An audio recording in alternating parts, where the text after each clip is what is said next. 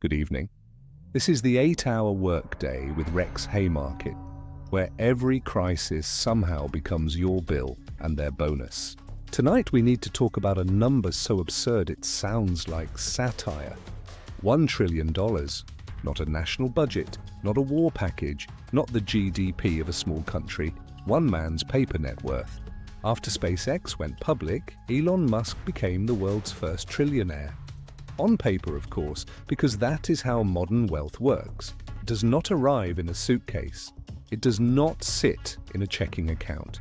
It sits inside shares, options, holding companies, debt structures, and market valuations. And that is exactly the point. Because while you pay taxes when you work, when you clock in, when you get a paycheck, when you take overtime, when you earn a bonus, the truly rich often get richer in a completely different language. They do not mostly get paid, they appreciate, their assets rise, their shares compound, their ownership grows, and unless they sell, a huge part of that gain can remain outside the ordinary tax system. So tonight's question is simple. Why do we tax work so aggressively, but treat extreme wealth like a weather event? Something that just happens, something natural, something we're not allowed to touch. The SpaceX IPO is a perfect example because it shows both sides of the story. Yes, thousands of employees became millionaires on paper. Welders, technicians, engineers, people who actually helped build the rockets. That matters. That is real. Workers having equity is not the problem. But let's be honest about what happened. A lot of those new millionaires are paper millionaires. Their wealth depends on share prices, lockups, taxes, timing, and whether they can actually sell. $1 million in stock is not the same as $1 million in your bank account. But for someone like Musk, scale changes everything. When you own a giant chunk of a company valued in the trillions, your wealth can increase by more in a day than most workers could earn in 1,000 lifetimes. Not because you worked 1,000 lifetimes, because you owned the thing that compounded. That is the economy Gary Stevenson keeps trying to explain in plain English. Once enough wealth is concentrated in the hands of the asset-owning class, the economy starts to behave like a rigged board game. Workers earn wages, then those wages leave. They leave through rent, they leave through mortgages, they leave through interest payments. They leave through subscriptions, energy bills, insurance premiums, and the rising price of every asset needed to live a normal life. And where does that money go?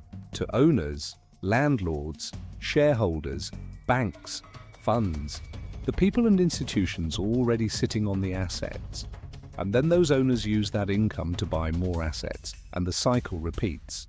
That is why wealth inequality is not just some people have more stuff. It is a machine. Here is the part that should make everyone furious. We tax work like it is the dangerous thing. You get a second job, taxed. You work overtime, taxed. You get a raise, taxed. You finally start making decent money. The tax system notices immediately. But if your stock portfolio goes up by $100 million, that can be treated very differently. If your private company stake jumps in value, different language, different universe. And this is where the innovation argument gets completely backwards. We are constantly told that wealth taxes would punish innovation. But what punishes innovation more? A small tax on billionaires whose fortunes are compounding at absurd rates, or a tax system that hits the engineer, the nurse, the chef, the mechanic. Taxing labor means the more you work, the more the system takes. Taxing extreme wealth means the more your assets passively compound, the more you contribute back. That is not anti-innovation, that is pro-work, because innovation does not come only from billionaires. Innovation comes from people with time, stability, education, healthcare, housing, and enough breathing room to take a risk. A worker who cannot afford rent does not start a business. A young person buried in debt does not invent the future. A family, one medical bill away from collapse, does not take creative risks. Taxing work too heavily squeezes the people who actually build and create. Taxing extreme wealth asks the winners to stop using society as a free compounding engine. This is where Gabriel Zucman becomes important. Zucman's argument is not that every person with a house should get hammered. That is the scare story. His proposal is aimed at the ultra-rich, billionaires, centimillionaires, people with fortunes so large they are no longer living in the same tax system as everyone else. 2%, not 20, not 50. Now listen to that carefully, because the wealth of the ultra-rich has historically grown much faster than that. If your wealth grows 7% and society asks for 2%, you are still richer. 2%, not 20, not 50. Now listen to that carefully, because the wealth of the ultra-rich has historically grown much faster than that. If your wealth grows 7% and society asks for 2%, you are still richer. You are just not becoming richer at a speed that turns democracy into a subscription service owned by a handful of men. That is the distinction. This is not about whether Elon Musk can buy groceries. This is about whether one person should be able to accumulate enough paper wealth to rival states, buy media platforms, influence elections, and still pay a lower effective tax than ordinary people. Now the objection comes instantly. But Rex, it's all on paper. Yes, so are mortgages, so are stock portfolios, so are collateralized loans, so are valuations used to raise money by companies and secure political power. Paper wealth is not imaginary just because it is not cash. If a billionaire's wealth is only on paper, why can they borrow against it? Why can banks treat it as collateral? Why can politicians court it? Why can it buy influence? Funny how paper wealth becomes very real when the billionaire wants leverage, but very imaginary when society asks for tax. This is the trick. The rich want their wealth counted when it gives them power. They want it ignored when it creates responsibility. SpaceX is the perfect example. The moment someone says maybe a tiny slice should fund society, suddenly everyone becomes a philosopher. What is wealth, really? Is a share real? Can we ever truly know? Yes.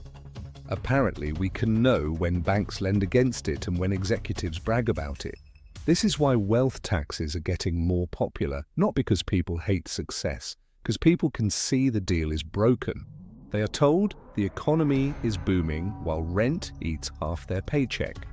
They are told the stock market is strong while groceries stay expensive. They watch billionaires gain tens of billions in a day. At some point, people stop believing the fairy tale. They stop believing that if billionaires get richer, the benefits will gently rain down on everyone else, because that rain never comes.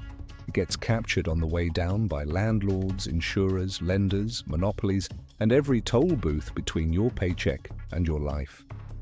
A wealth tax speaks to something people already know.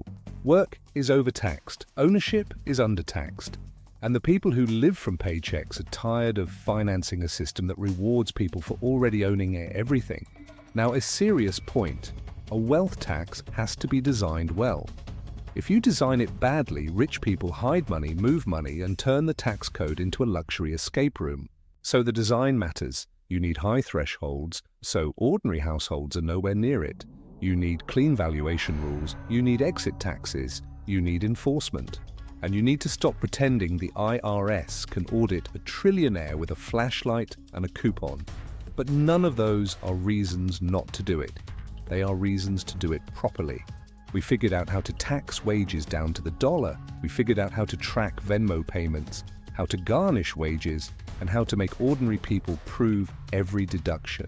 But when the subject is billionaire wealth, suddenly everyone acts like math has been outlawed. No. The question is whether we have the political courage to measure the wealth of the powerful. The pro-billionaire argument is always innovation, but no billionaire builds in a vacuum. Public investment helped build the internet, GPS, aerospace, and the legal system that makes ownership possible. SpaceX needs engineers educated by public institutions. It uses public launch infrastructure, public contracts, public research, and public airspace. Asking them to pay back is not theft, it is maintenance. It is the bill for the civilization their fortune stands on. If we care about innovation, we should relieve pressure on the thing that creates actively. Tax monopoly rents. Tax fortunes that grow faster than democracy.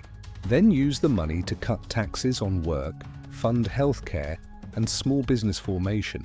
That creates more innovators, not fewer. This is not about hating rich people. It is about understanding what kind of economy we are building. An economy that taxes the worker every Friday, but lets the owner compound indefinitely, is choosing sides. It is saying labor should be monitored, taxed, and disciplined, but wealth should be protected, deferred, and worshipped. And the result is obvious. The people who work fall behind. The people who own pull away. Then they use that distance to buy more assets, more influence, and more distance. A wealth tax does one necessary thing. It puts a brake on the runaway compounding of extreme ownership. And it tells workers something they have not heard in a long time. You are not the problem. Your paycheck is not the problem. Your overtime is not the problem. Your ambition is not the problem. The problem is a system that taxes effort more reliably than it taxes power. So yes, tax wealth, not because success is evil, but because a society where one man can become a trillionaire on paper while millions cannot afford rent is not an innovation economy. It is a scoreboard with a country attached. Before we clock out, 3 paths forward. First, treat paper wealth as the power it actually is. Second, shift the burden from those who build to those who only own. Third, reinvest the winnings back into the civilization that made them possible. Clock in, mind the static, mind the spin, and mind who profits.